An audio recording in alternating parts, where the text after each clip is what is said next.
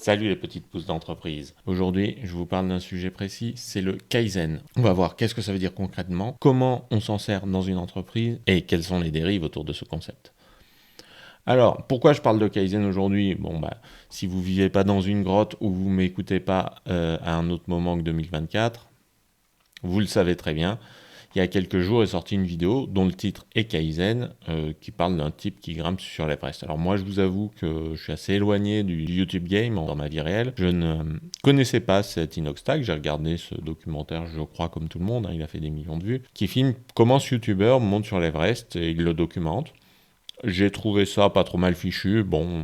Montage un petit peu épileptique, c'est pas le genre de la maison ici. Un gamin qui m'explique l'équilibre entre la vie personnelle et les réseaux sociaux, oui, ça me paraît un petit peu banal, mais si son audience a besoin d'entendre ça, c'est vraiment très très positif qu'ils le disent.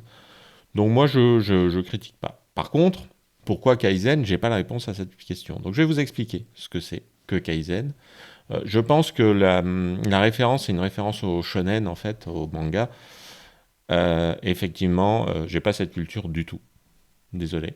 J'ai une culture un peu japonisante. J'ai fait partie des japonniers, comme disent certains. Mais moi, j'avais plus une culture arts martiaux que manga. Désolé. Mais c'est comme ça que j'ai appris le Kaizen, effectivement. Qu'est-ce que c'est que le Kaizen? Le Kaizen, c'est un concept qui est issu de l'après-guerre mondiale, Seconde Guerre mondiale évidemment, au Japon. Au moment de l'occupation du Japon par les Américains, en fait, les Américains étaient assez impliqués dans la vie économique japonaise pour s'assurer que les pénalités de guerre seraient bien payées. Et, euh, et aussi pour s'assurer que le Japon ne devienne pas communiste, tout simplement. Donc dans le jeu géopolitique des États-Unis, le Japon était une pièce importante de leur influence. Et donc ils sont assez impliqués dans l'économie japonaise et le management à l'occidental a rencontré la culture japonaise très hiérarchisée. Et parmi tous les concepts qui ont été issus de cette confrontation entre ces deux mondes, sont apparus tout un tas d'idées de gestion d'entreprise qui ont souvent été fusionnées autour de l'appellation toyotisme, par référence au Fordisme. Donc le Fordisme, c'est comment Ford organisait la production automobile, et le toyotisme, comment Toyota s'est réapproprié le Fordisme à la japonaise. Plusieurs concepts très fondamentaux de l'économie contemporaine viennent de ça. On a le Kanban, qui est une méthode d'organisation de projet décentralisée, le just-in-time, le juste-à-temps, cette idée de ne pas avoir de stock et d'organiser des flux de production où tout arrive pile au bon moment, au bon endroit. Et donc aussi le Kaizen. Kaizen, c'est l'amélioration continue à la japonaise. Donc à la base, c'est plutôt un concept collectif. Moi, je l'ai découvert dans le cadre de l'organisation personnelle de mon activité de freelance. Et j'ai découvert avant le principe occidental d'amélioration continue. Il y a très peu de nuances entre le concept d'amélioration continue et de Kaizen. C'est plutôt des pratiques qui vont être un petit peu différentes selon qu'on s'inspire de l'un ou de l'autre. Le Kaizen, ça va être moins documenté souvent, moins organisé, plus basé sur des pratiques quotidiennes, des interrogations où on va essayer d'évoluer très vite. L'amélioration continue, c'est plus un jargon qui est utilisé dans le monde de la qualité pour désigner à peu près le même concept. Donc, quelle est l'idée derrière ces deux concepts? C'est qu'au lieu de réformer des entreprises où on a des difficultés, on va apporter plein de petits changements, définir des objectifs et apporter plein de petits changements au quotidien pour réussir à arriver à ces objectifs-là. Quels sont les avantages de procéder comme ça? Les avantages, c'est qu'on a beaucoup moins de résistance quand on travaille en équipe de l'équipe, parce que quand on arrive, on organise une réunion et qu'on dit à partir d'aujourd'hui, on va travailler différemment, on va faire ça, ça, ça, ça. Voilà, on a une résistance, c'est naturel. Tous les gens qui ont une bonne expérience du monde de l'entreprise le savent. Et vous, si vous êtes salarié et qu'un jour un cadre a débarqué en disant on va changer ça, ça, ça, ça, vous avez sûrement eu la même réaction en disant qu'est-ce qui nous emmerde encore avec ces trucs, celui-là. Voilà, c'est humain, c'est naturel. Mais pour les managers, c'est pas terrible. Donc, l'amélioration continue ou le Kaizen, ça va vous donner des clés pour changer par petites touches votre organisation. Et par exemple, c'est beaucoup plus facile de dire tiens, aujourd'hui, on va plutôt essayer de au lieu de passer par là, de passer de l'autre côté. Et puis le lendemain, vous arrivez avec une autre idée, etc. L'idée, c'est aussi d'impliquer toutes les équipes dans ces processus d'amélioration. Souvent, c'est une boîte à idées. Qu'est-ce que ça veut dire concrètement pour un freelance? En fait, il y a des gens, j'en ai discuté avec 2-3 personnes avant de faire cette vidéo, il y a des gens qui disent « Ah en fait, je le fais ». Bah oui, c'est super. Mais on n'a pas forcément l'idée intuitive. Moi, quand j'ai commencé à travailler, évidemment que je modifiais la manière dont je travaillais, mais ce n'était pas une démarche consciente. L'intérêt du concept de Kaizen, c'est d'en faire une démarche consciente. Donc vous êtes freelance, vous avez une organisation. De temps en temps, prenez du recul sur votre organisation, regardez ce que vous faites, et dites-vous, tiens, est-ce que tel élément, je ne peux pas le faire différemment, est-ce que je peux l'optimiser? Pour une organisation plus importante, ça implique de mettre en place des procédures d'organisation, etc. Il y a beaucoup de gens qui font ça. Je vais vous donner un petit peu de concret pour un freelance. Par exemple, qu'est-ce que moi j'ai fait qui pourrait s'apparenter à une démarche Kaizen? Donc déjà, mettre en place des moments dédiés à ça. Il y a des moments où je me pose et je regarde, j'étudie mon organisation. Et je me dis, tiens, je vais changer ceci, je vais changer cela, je vais faire autrement pour tel ou tel aspect. Concrètement, quand je fais ça, moi je fais souvent, vous le savez si vous avez regardé mes vidéos GTD, je fais souvent des pauses hebdomadaires où j'étudie tous les projets sur lesquels j'ai avancé dans la semaine, tous les projets sur lesquels je peux avancer la semaine prochaine, je regarde un peu où j'en suis. Et c'est à ces moments-là aussi que je prends le temps, c'est vraiment 2 minutes, de regarder un petit peu comment s'est passée ma semaine et s'il y a des choses dans mon organisation quotidienne que je peux améliorer. Donc par exemple, l'organisation de l'espace de travail, mon bureau, où sont placés les écrans, etc. C'est un truc que j'ai amélioré au quotidien. Je ne suis pas arrivé avec un espace de travail parfait au début. Voilà, j'avais une table, puis je mettais mes trucs dessus. Au bout d'un moment, j'ai acheté un bureau. Je me suis rendu compte qu'avoir un espace plus large et plus fin, c'était plus efficace. Je me suis fabriqué mes petits casiers pour poser mes ordi plus haut quand je me suis rendu compte que j'avais un petit peu mal au cervical, machin. Dans mes casiers, j'ai fabriqué des petites boîtes pour ranger les trucs dont j'avais besoin, mes stylos, etc. Voilà, au lieu que ça traîne sur mon bureau, c'est dans les casiers sous les écrans. Comme ça, j'utilise l'espace de manière un peu plus optimale. J'ai acheté les petits trucs pour brancher, pour les petits hubs USB un jour, parce que je me dis, c'est chiant de brancher, débrancher, etc. Donc j'ai acheté ça, ça me fait gagner quelques secondes tous les matins. Et surtout, ça m'évite de bousiller les trucs, parce que quand on débranche, on rebranche, ça s'en mêle, ça fait des nœuds, et c'est la merde. Bref, l'organisation, c'est vraiment une optique d'amélioration continue, à intervalles réguliers. Je me dis, tiens, si j'essayais ci, si j'essayais ça, il y a des trucs qui marchent pas. Par exemple, j'avais 2 bureaux pendant très longtemps. Vous voyez, j'ai un bureau, une étagère derrière. Et en fait, j'avais 2 bureaux pour avoir mes 2 ordis opérationnels en même temps. Sauf que je vais me retourner tout le temps pour regarder le deuxième. Donc ce que j'ai fait, à la place de faire ça, au bout d'un moment, j'ai posé le deuxième ordi sur le bureau principal, et puis d'autres trucs à côté, et puis au bout d'un moment, je me suis rendu compte que tous les trucs qui encombraient mon bureau, ils seraient mieux sur une étagère. J'ai essayé de mettre l'étagère, et maintenant je suis organisé comme ça. D'ailleurs, j'étais retourné dans l'autre sens à l'origine, et puis finalement, voilà. Enfin, il y a plein de petits trucs comme ça, on change son organisation par petites touches. Et vous voyez, du coup, j'ai plutôt une organisation modulaire, j'ai pas un bureau monolithique, un gros machin, mais j'ai des petits meubles qui peuvent s'organiser les uns les autres, qui peuvent se déplacer. Donc voilà, tout ça, ça vient du Kaizen, par exemple. Il y a évidemment l'organisation de mon temps, la gestion de ma forme, qui est importante. Voilà, je regarde quand est-ce que je suis productif, pourquoi je suis productif à ces horaires-là, et j'organise mon emploi du temps en fonction de ça, ce qui me permet de travailler beaucoup plus. Et un des indicateurs que je suis depuis des années, c'est mon temps de travail. J'utilise un outil de mesure de mon temps qui s'appelle Toggle. Et donc, grâce à cet outil-là, je regarde combien je travaille. Un des indicateurs que je suis en amélioration continue, c'est mon temps de travail productif par semaine. Et j'essaye d'évaluer un ratio entre mon temps de travail productif et mon temps de travail non productif. Et je change un petit peu mon organisation par petites touches.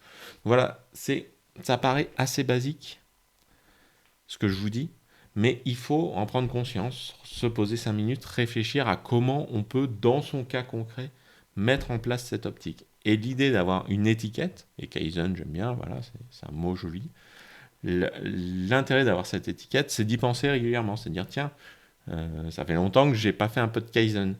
Et puis se prendre 5 minutes pour, tiens, je pourrais faire ci, faire ça. Par exemple, j'ai beaucoup changé la manière de prendre des notes. Voilà, j'ai ces petits cahiers aujourd'hui, demain j'aurai peut-être autre chose.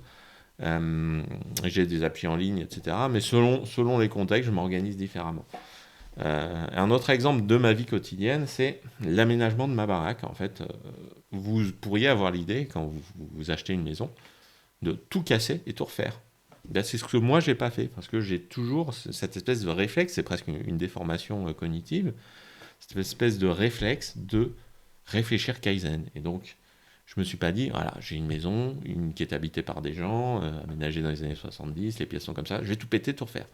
J'ai pété certains trucs en arrivant, j'ai habité dedans, et au fur et à mesure qu'on habite dedans, on s'organise différemment.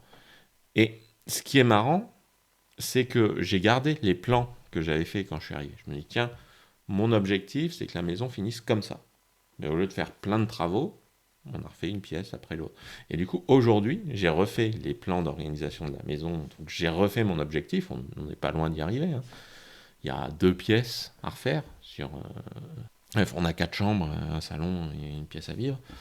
Il me reste 2 pièces à faire. Mais en fait, le plan d'aujourd'hui est très différent du plan d'origine. Et je me rends compte aujourd'hui que si j'avais tout fait dès le début, je me serais planté. Ça aurait été vivable, il n'y a pas de problème.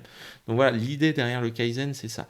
Comment, par petites touches, on arrive à quelque chose de plus optimal que si on casse tout, on se fait une organisation monolithique, et puis on doit la recasser plus tard pour refaire une autre organisation. Maintenant, les dérives. Alors, bon, il y a des gens qui s'en servent de titre pour une chaîne YouTube qui n'a rien à voir, mais ça, c'est pas la fin du monde. En fait, comme beaucoup de concepts, il y a des boîtes de consulting qui se mettent à vendre la mise en application de ce concept-là. Pourquoi pas? C'est pertinent quand on est une organisation ou même un freelance d'aller chercher de la compétence et de payer quelqu'un pour acquérir cette compétence. C'est très bien. Je suis consultant, je ne vais pas vous dire que le consulting, c'est pas bien. Mais le problème, c'est le consulting facile. C'est-à-dire le consulting, ça doit être un truc où on dialogue avec la personne en face, où on adapte des concepts à une organisation. Et on met en pratique avec de la souplesse parce que chaque humain est différent, donc chaque équipe est différente.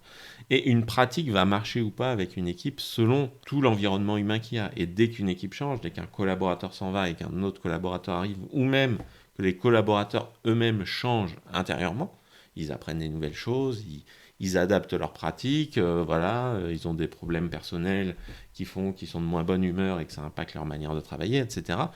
L'équipe change en permanence et donc il faut garder cette souplesse. Et pour ça, Kaizen, c'est super.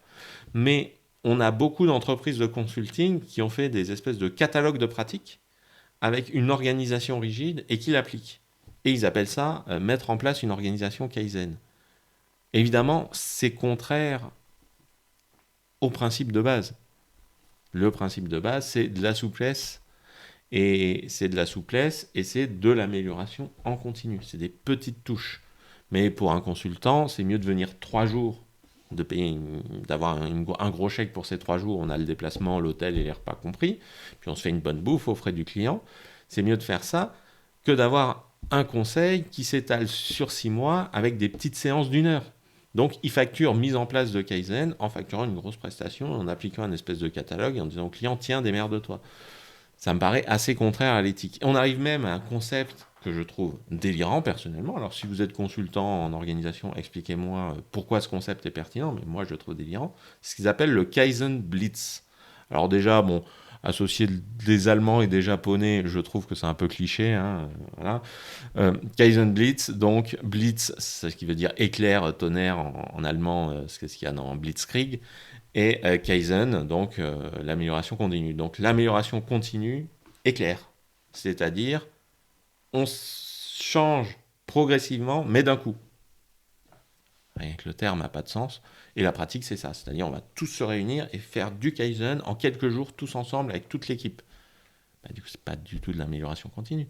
C'est effectivement une réorganisation de l'entreprise en impliquant ses équipes. C'est plus positif que d'avoir quelqu'un d'en haut qui dit on va tout changer, c'est moi qui décide, et qui n'a pas le retour de ses équipes sur le terrain. Mais pour moi, Kaizen Blitz, c'est juste du jargon pour s'amuser à enfumer les gens. Ça n'a aucun sens. Donc voilà un petit peu les dérives dans le monde du consulting. Il y a beaucoup de trucs comme ça où les gens parlent d'organisation sans maîtriser les concepts de base. On pourrait parler d'agilité. L'agilité, c'est un concept qui vient du monde informatique, donc que je maîtrise assez bien, que j'enseigne même en école. Mais ça intéresse que les informaticiens. Donc bon, si la majorité de mon audience, c'est des techs, peut-être que je parlerai d'agilité un jour, mais on est exactement sur les mêmes types de problèmes. C'est-à-dire il y a un concept plutôt positif au début, qui est mis en place pour casser des pratiques rigides qui se passent dans les entreprises. Et ces concepts se sont appropriés par des consultants qui les ont re-rigidifiés pour avoir un cahier des charges avec des petites cases à cocher et des recettes toutes faites à appliquer dans chaque entreprise. Et du coup, ça marche pas. Et ça marche pas. Et donc, les gens en viennent à dire l'agilité, c'est nul parce que ils ont cette rigidité. Mais l'agilité a été faite pour casser cette rigidité. Le Kaizen, c'est pareil. Le Kaizen, ça a été fait pour mettre de la souplesse, de la communication et des pratiques de bonne volonté mutuelle dans une entreprise pour que tout le monde aille dans la bonne direction et que tout le monde se tire vers le haut et fasse gagner de la rentabilité à l'entreprise, ce qui permet à la fois d'augmenter la rentabilité pour les actionnaires et d'augmenter les salaires de l'autre côté. Normalement, tout le monde est gagnant dans la mise en place d'un processus de type Kaizen dans l'entreprise. Mais quand c'est des managers et des consultants qui se l'approprient et qu'ils ont leurs œillères de managers et de consultants, ils dénaturent le concept et ils en font un truc qui vient d'en haut, qui est hiérarchisé, où la direction impose aux équipes de faire des retours, mais sans vraiment les écouter, en fait. C'est plus de la ritualisation d'un rapport de force qu'autre chose. Et ça, moi, ça me paraît être une grosse dérive derrière le concept de Kaizen. Après, le rapport avec le fait de grimper l'Everest, bon, peut-être que voilà, c'est le fait de mettre un pied devant l'autre et à chaque fois de se motiver, je ne sais pas, j'ai pas la ref. Si jamais Inoxtag tombe sur cette vidéo, explique-moi en commentaire, je serais ravi de t'écouter. Sur ce, mes petites pousses entrepreneuriales, il ne me reste plus qu'à vous dire de mettre un like si vous avez apprécié cette vidéo, cette petite mise en contexte, de vous abonner si vous pensez que des vidéos comme ça vous intéressent et que vous voulez être tenu au courant. Et sinon, il ne me reste plus qu'à vous souhaiter une bonne journée.